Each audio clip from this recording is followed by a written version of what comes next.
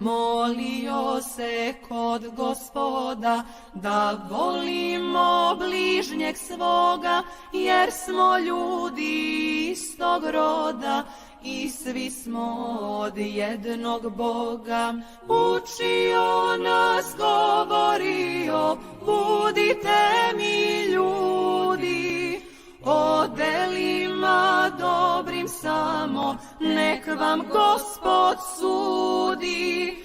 Ponosna smo bili deca jednog živog sveca, s anđelima sada leti naš patrijarh Pavle sveti. S anđelima sada leti naš patrijarh Pavle sveti.